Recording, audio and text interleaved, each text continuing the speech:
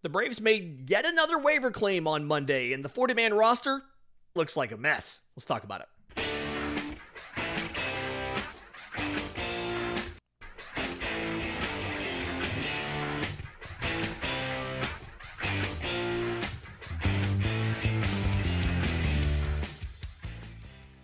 Yes, welcome on in to Braves Today, your daily source for news, notes, and updates on your Atlanta Braves. I'm your host, Lindsay Crosby, award-winning baseball writer and podcaster. You can follow me on social media at Crosby Baseball. You can also find all of my written work, bravestoday.com. That's the Braves Today Substack, as this is both a podcast and a newsletter. Dropped a fun newsletter this morning all about the different options to give Ronald Acuna Jr. an extension. We'll be talking about that later in the week. My good friend Jake Mastriani from Locked On Braves is going to hop on the show, and we're going to discuss the different options the Braves have to give Ronald a new contract and if they can make him a Brave for life. Before we do that, though, I want to talk about a waiver claim the Braves made on Monday. Jose Suarez is back. Atlanta tried to slip him through waivers back on January 15th, and the Orioles jumped in and claimed him. The Orioles then put him on waivers when they claimed somebody else, and Atlanta got him back yesterday. The guy that Atlanta designated for assignment to make room for Jose Suarez, George Soriano, is a former Baltimore Oriole, so they're just passing guys back and forth between the organizations right now. And the end of the day, Jose Suarez is not going to make or break the 2026 Atlanta Braves, right? He represents depth. He represents a break glass in case of emergency option. But it got me thinking about last year's strategy of just grabbing a ton of relievers on minor league deals and hoping some of them worked out. And then, as you remember, none of them did. I counted this up for the newsletter a couple weeks ago. I believe it was 15 different relievers signed minor league deals with the Braves last winter, and exactly 0 of them made it to game 162. Quite a few of them didn't even make it to opening day. And when you look at what happened, it was really interesting. Some of them were just outright released. Jake Diekman, lefty Jake Diekman, was just released by the Braves. Some of them who had minor league options were sent down. Starter Davis Daniel was one of those guys that they just sent to the minors. Amos Willingham, they just optioned him to Gwinnett. A lot of these guys that could be moved and retained, they did that. Some of these veterans just had to outright get released. Kurt Casale, the catcher, the veteran catcher, released. Some of them got traded. Angel Perdomo, they sent him to the Los Angeles Angels. And again, end of the day, none of these guys made it to game 162. Every single one of them was gone. Danny Jimenez was released on March 24th when they set the opening day roster. Ian Anderson was traded the day before to the Angels for Jose Suarez, actually. That's how they got Jose Suarez in the first place. Hector Neris was designated for assignment on March 31st. So just a lot of these moves were just disposing of guys. And it got me wondering, on the 40-man roster right now, who is disposable?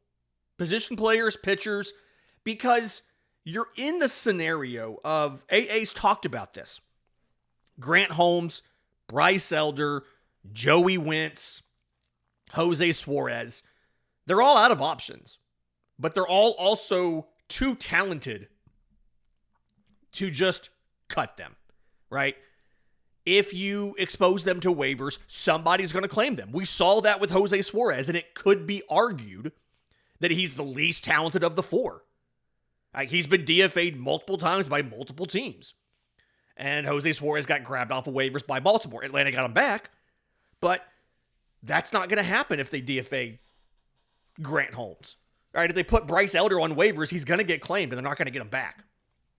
So let's go through this and look at the makeup of the bullpen. Which of these guys you can move to Gwinnett? which of these guys will by default start there because they're on minor league deals, and which of these guys you can just DFA, waive, or whatever, cut and not even worry about. We'll do that for the hitters too, but the pitchers are where it's interesting. Because if you go to Fangraphs right now, the opening day bullpen, a couple of these guys are locks, right? Raisel Iglesias, lock, he's your closer. Got it. Robert Suarez, setup man, but after Raisel leaves, he's going to be the closer. He has 3 years of team control. Dylan Lee is your primary lefty setup man. He's also the only guy projected to make your bullpen that actually has options. And if you remember, the Braves have tried to just option Dylan Lee down to the minors to get some flexibility. I believe it was 2024 where they did that, and it did not go well for anybody. They sent Dylan Lee down. It ended up being just like the minimum stint, but they were really kind of hurting without him on the roster. So Dylan Lee, lefty setup man, along with Suarez, your righty setup man. After that, you've got Tyler Kinley, you've got Joel Payamps, 2 more righties.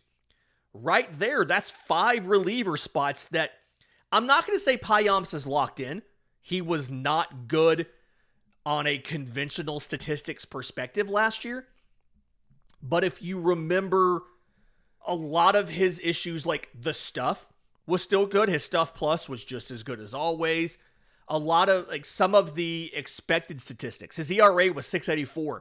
His field and independent pitching was 4.54. And that's not good, but that's not nearly as bad as the 6.84 ERA would make you think, right? 26 innings is enough of a small sample size where you can see things rebounding, especially when you consider his batting average on balls in play was a 346, which is incredibly high, and his strand rate, which has typically come in the mid-70s, like his percentage of runners left on base, right?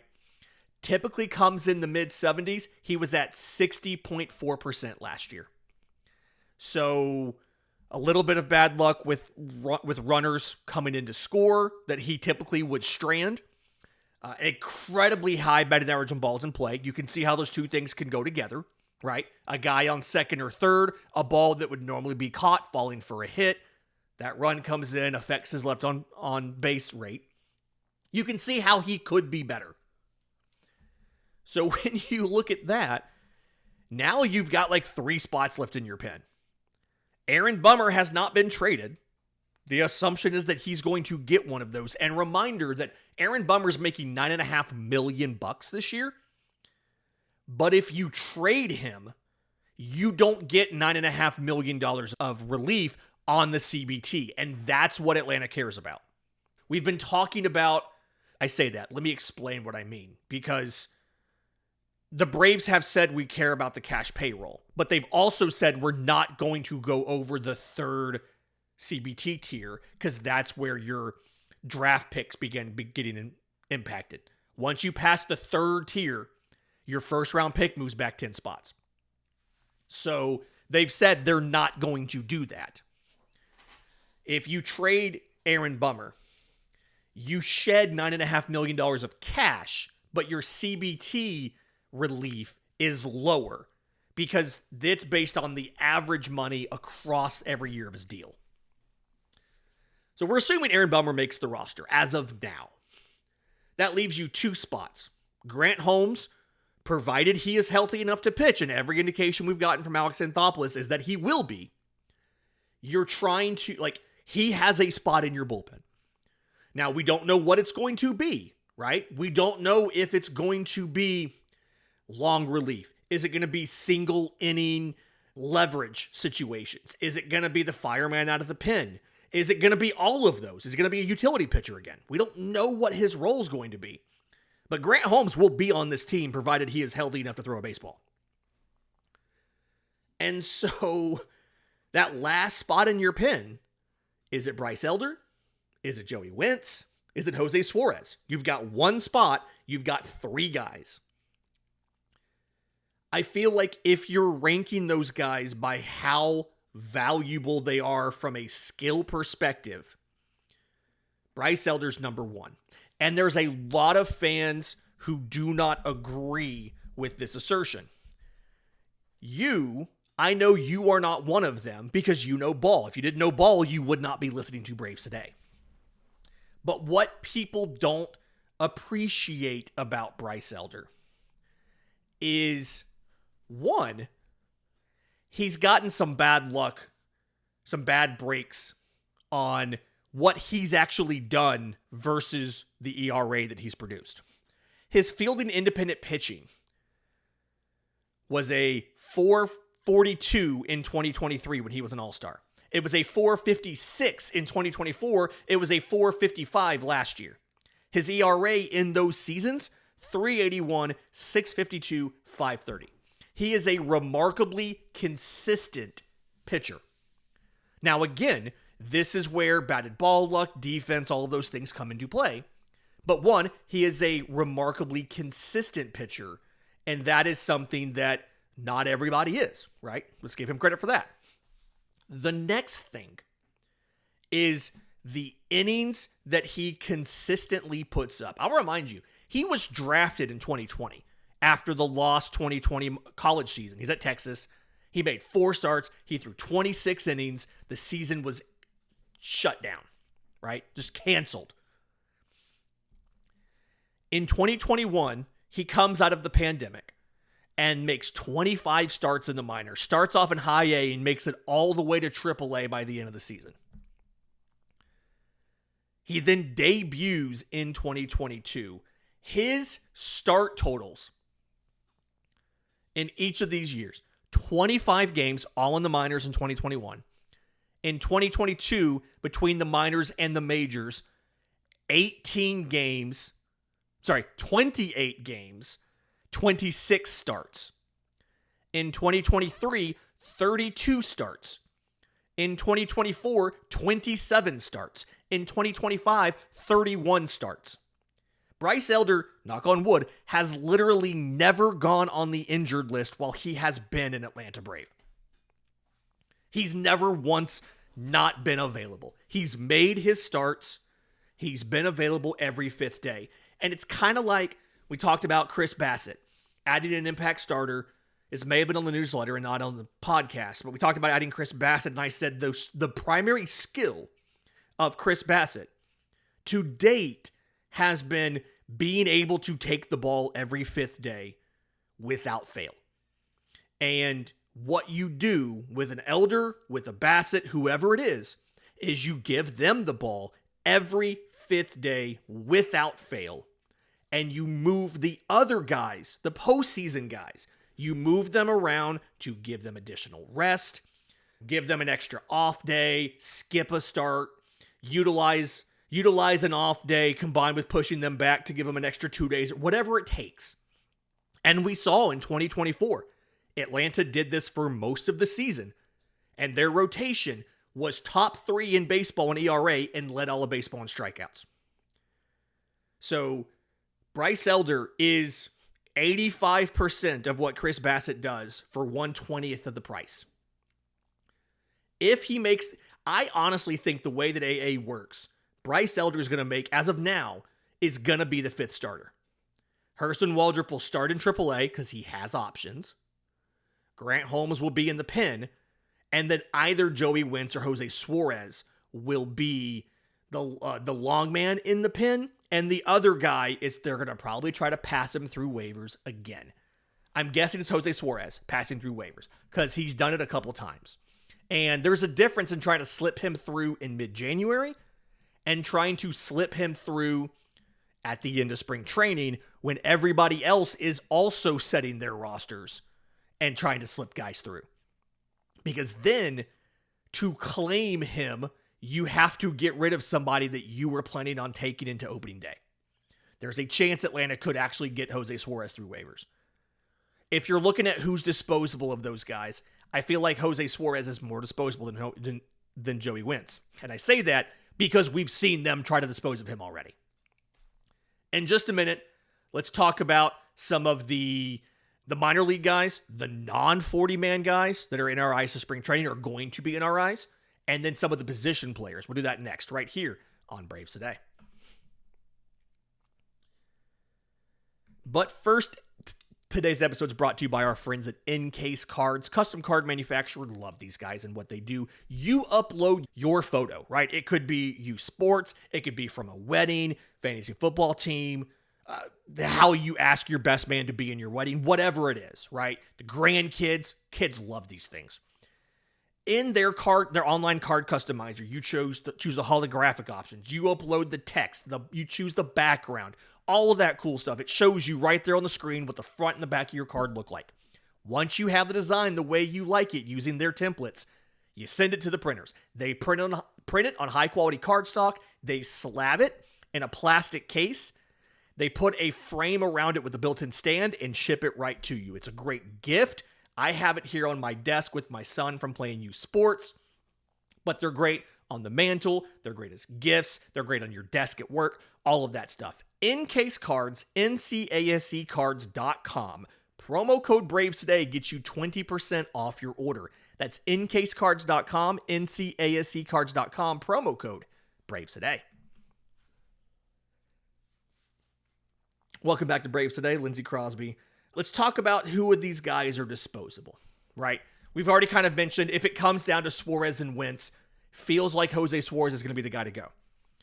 And if the Braves were to have one of these minor league deal relievers work out, it's entirely possible that they would then probably get rid of Joey Wentz. Of that group, Joey Wentz feels like the one that would probably go. Grant Holmes would end up by default kind of being your longman in that situation. But look at who you have in the minors. You brought in, from what I can tell, 8 guys. You brought in 8 different guys on deals this winter that are relievers. Ian Hamilton has a 40-man spot. Former Yankee. You got him in December. He has a 40-man spot. But everybody else, James Karinchak, Taylor Scott, Sean Reed Foley, you got him from the Mets a couple weeks ago, Austin Pope, Javi Guerrera, Connor Thomas, Jacob Wallace. All of these guys, with the exception of Karinchak and Pope, are out of options. To use James Karinchak's option, you have to put him on the roster. So if he made the opening day roster, you'd add him to the 40-man roster, and then in season, you would have the ability to send him down to Gwinnett. Incredibly useful, right? You added a bunch of relievers. And if any of them were to win a job, you're probably looking at Joey Wentz being the first man out, assuming Jose Suarez is already out in the scenario you have. You also have a bunch of relievers that are on the 40-man that are among your prospects. Giancarlo Lara made a bunch of starts last year down the stretch, but that was to get innings. He is a reliever. Dylan Dodd, he has one option left. He probably starts in Gwinnett. Hayden Harris, full complement of options. Deisabel Hernandez has one option. Hunter Stratton has one option. Roldy Munoz has 2 options. All of those guys probably start in Gwinnett. But we saw last year. We saw A.J. Smith-Shawver make the opening day rotation despite having options left because he was the best option. And so they sent Bryce Elder to Gwinnett. It's entirely possible something like that happens again. Maybe it's Hayden Harris. He's been working with Maven Baseball Lab in Atlanta. Looking pretty filthy in the videos that they've put out that I've seen. It's your order of guys that are probably disposable. Suarez, Wentz, who there's probably a cash considerations deal to grab him. And then after that, it's a really tough decision. Especially if you haven't put Bryce Elder in the rotation. If Bryce Elder's in the rotation, you still have a really tough decision after Suarez and Wentz. Those are the 2 easy ones, right? If you want to get rid of Joel Payamps, okay, guess what? You're paying him $2.25 million this year. You just guaranteed that money to him. You're going to pay him no matter what. And he has control in 2027. So you're throwing away 2 years of him. The fact that he has 2 years means he probably makes the roster. You see how it's tough here? You see how there's not actually a bunch of jobs open? The 5th rotation spot is technically a battle, but I'd argue the favorite's Bryce Elder. In your bullpen, you've really got 1, maybe 2 spots available for competition. Everybody else is locked in either by money or circumstance, being out of options. The position player group has a little bit more clarity, right? If you look at your expected bench, if Sean Murphy's healthy, he's your other catcher on the roster. If he's not, you have to replace him with one of your other organizational catchers. And guess what? None of them are on the 40-man. You've got Chadwick Trump. You've got Sandy Leone. You've got a couple org guys and Adam Zabrowski and Tyler Tolvey. None of those guys are on the 40-man roster. It's probably going to be Leone or Trump. But if Sean Murphy's not ready, he goes on the injured list. You have to make a 40-man spot to add one of those catchers so that you can have them on the opening day roster. That's another guy that you have to get rid of.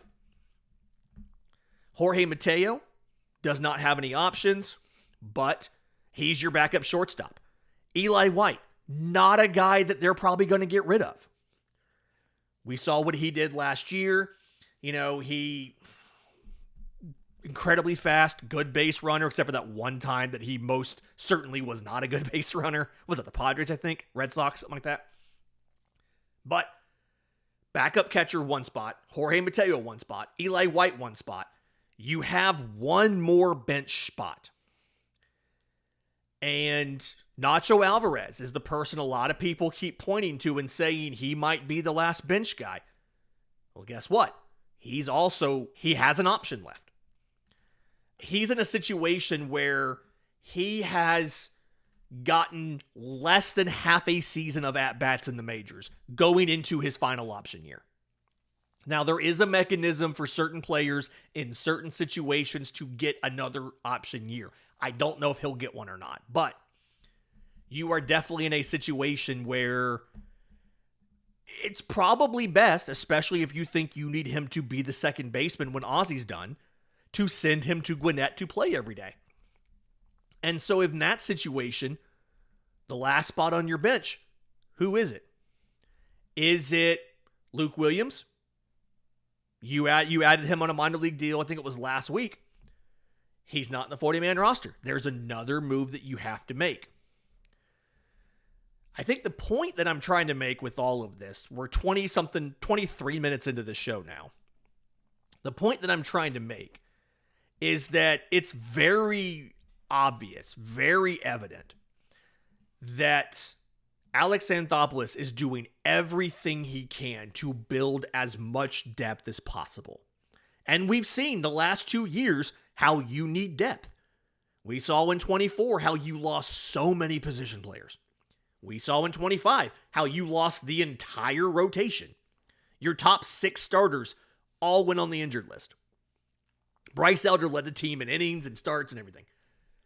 But you can only do so much under the restrictions of MLB's roster rules. And so a lot of people are get mad when they see, the Braves grab this guy in a minor league deal. Braves are being cheap again. They're trying to accumulate as much depth as possible. You know who else is grabbing guys off minor league deals? The Dodgers. They do it too. Everybody does it. Because the fact of the matter is, they're going to announce non-roster invitees to spring in a couple weeks. Probably about a week or so. Probably right before Braves Fest this weekend. Or Fan Fest this weekend. And they'll probably bring 65 guys to spring training. Because it'll be the entire 40-man roster. And then another probably 15, 20 guys, right? And all but 3 or 4 of those non-40-man guys won't make it. And some of the 40-man guys won't survive spring training. They'll get waived. They'll get traded. They'll get DFA'd or something. And that's the nature of this thing. It really feels like, I know that the Braves have not done the ceiling-raising move this winter, and I'm frustrated about it too. I really wish they had gone out and gotten a bat to replace 2022 through 2024 Marcell Ozuna, right? almost 40 home runs, 100 RBI, that bad. But they did a lot of work to raise the floor. And a lot of raising the floor means having options if you lose a guy that are better than the options you had before.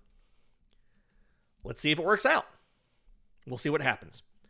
This has been Braves Today for Tuesday, January 27th. Do me a favor. You're listening on audio. 5-star review would be fantastic. Apple, Spotify, wherever you get your podcasts. If you're watching on YouTube, subscribe to the channel. Hit the notification bell so you know when we drop the next episode, we go live, all that good stuff. Until next time, this has been Braves Today.